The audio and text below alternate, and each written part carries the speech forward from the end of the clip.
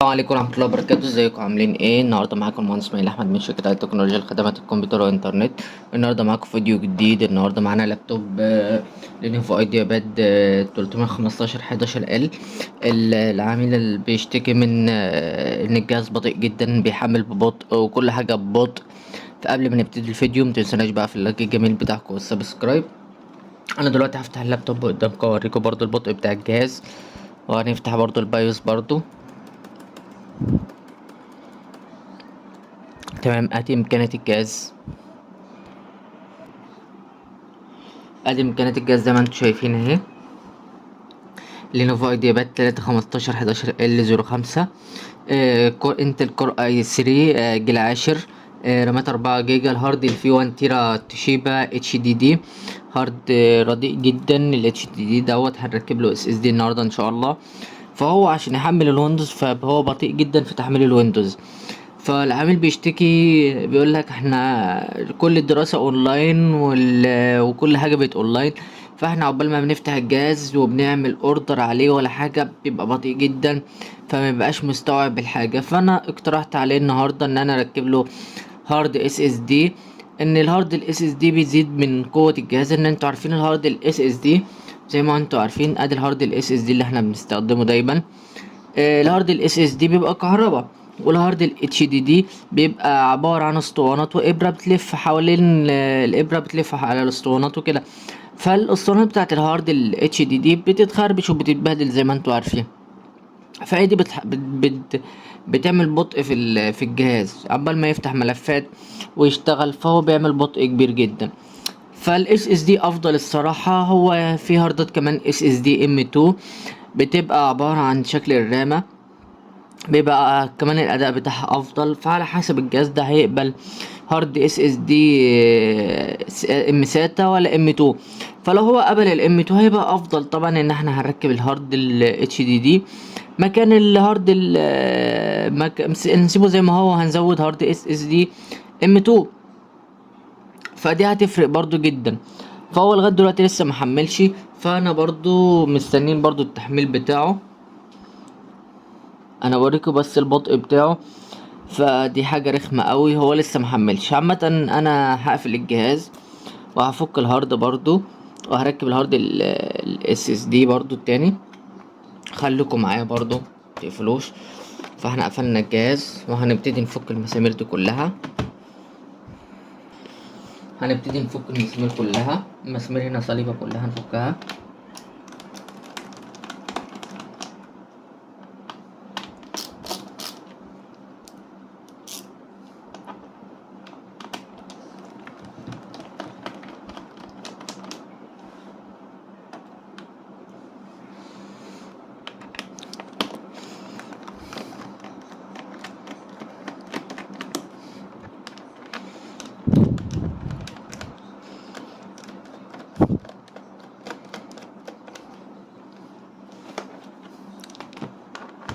والهارد مفيهوش دي في دي كمان،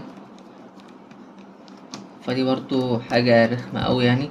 فأنا الصراحة جبت للعميل راك اتش دي دي عشان يركب له في الهارد الاتش دي دي بتاع الجهاز.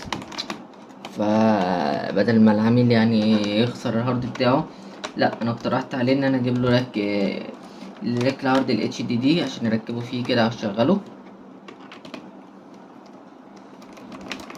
فالحاجات البسيطة دي كلها بتفرق مع العملاء برضو، يعني ان انت مظبط لهم دنيتهم وشايل لهم برضو مشكلتهم برضو. فالعميل برضو بيبقى مبسوط من حاجة زي كده، وانا احب يكون العميل بتاعي مبسوط مني وراضي عن شغلي. دي اهم حاجة. فكيت انا كل المسامير زي ما انتم شايفين اهو قدامكم اهو، مفيش اي مسمار.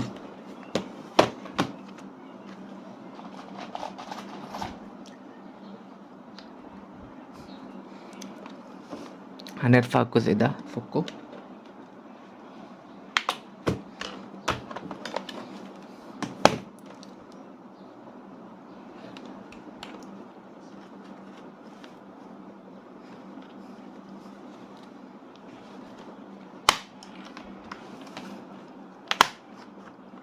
احنا بنفك بالراحة زي ما انتم شايفين اهو في الكليبسات.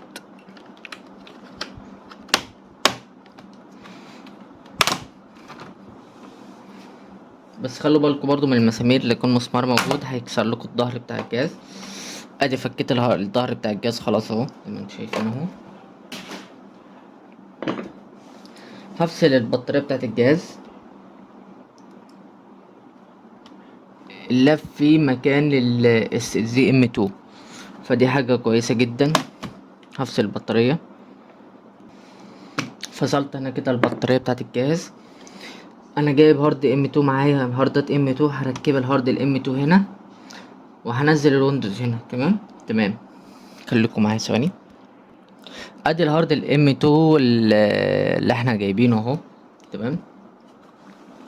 فالهارد الM2 هيركب هنا في المكان دوت كده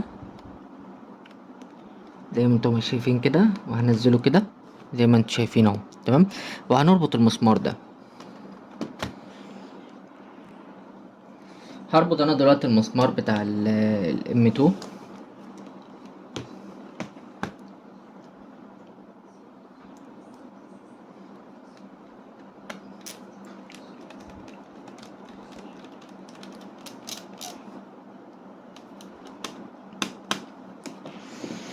ربطت انا مسمار الM2، ركبت الM2 خلاص مكانه اهو.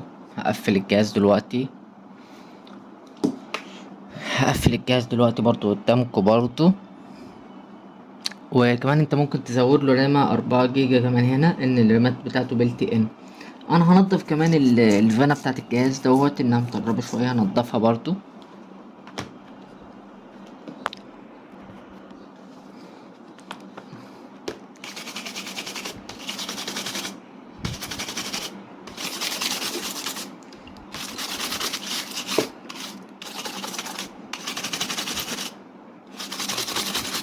نضفت انا الجهاز برضو اهو، نضفت الفانة بتاعته.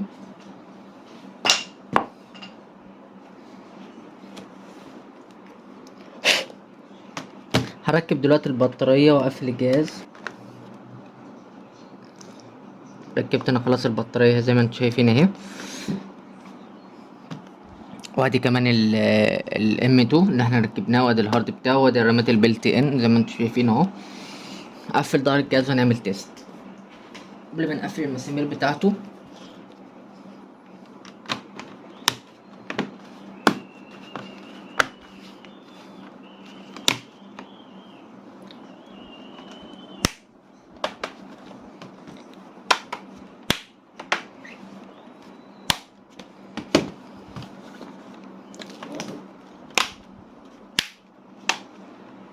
كده اللابتوب اتقفل خلاص.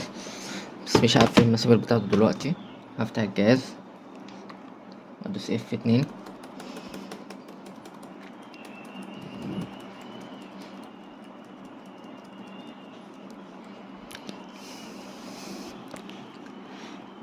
زي ما انتم شايفين ادي الهارد سكيب انيبل.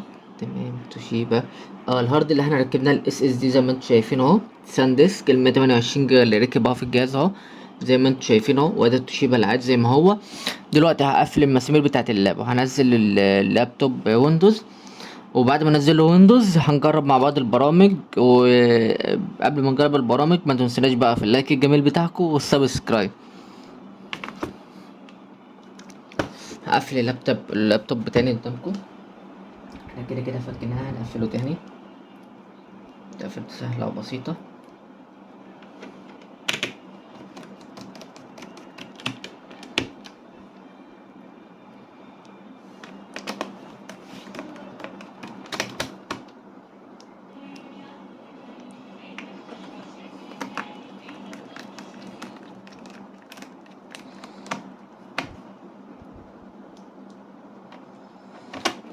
بس احسن حاجة ان اللابات الجديدة كلها بيركب لها SSD، دي احسن حاجة فيها الصراحة يعني. فالاس اس دي الM2، قصدي الM2 احسن من الام سات. ده الام سات اللي انا كنت اركبه. فهو الM2 هيبقى اسرع من الام سات الصراحة يعني. وهيبقى مريح مع العميل وكويس مع العميل، وهيبقى العميل مرضي من الشغل برضو. والعميل هينبسط اوي ان انا كنت قلت له لو اللابتوب هيبقى فيه ام ساتا هركب لك الام ساتا فيه. فانا ما كنتش اعرف الصراحة يعني، فيلا خير. فالام ساتا اسرع الصراحة، فهيفرق مع العميل جدا.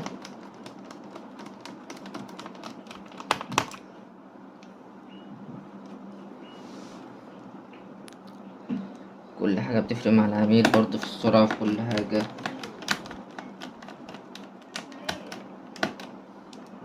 انا دلوقتي خلاص خلصت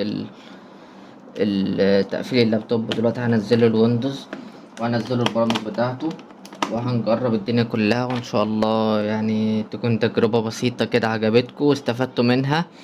ويعني متنسوناش بقى في لايككم الجميل والسبسكرايب.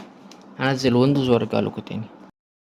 دلوقتي انا ركبت الاس اس دي الام 2 في الجهاز وعملت ويندوز ونزلت البرامج كلها في الجهاز زي ما انتم شايفين اهو. هفتح دلوقتي الاوفيس الوورد، فتح معانا زي الفل زي ما انتم شايفين. اصدار 21 اهو زي ما انتم شايفين اهو. تمام. فالجهاز حلو وسريع في الفتح بتاعه والقفل بتاعه. ودلوقتي هنعمل ريستارت برضو قدامكم برضو. ادي ريستارت.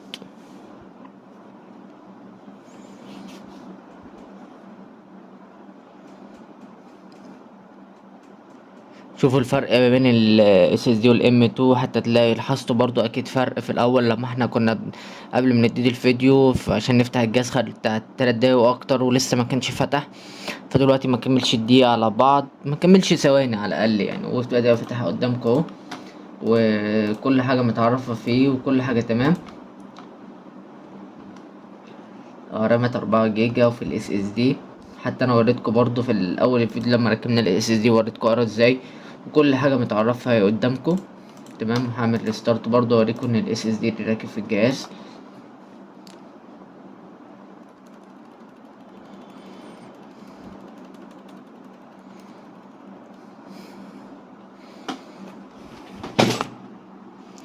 زي ما انتم شايفين اهو الهارد ديسك توشيبا ده ال1 تيرا، والاس اس دي سان ديسك ال128 اللي انا مركبه في الجهاز.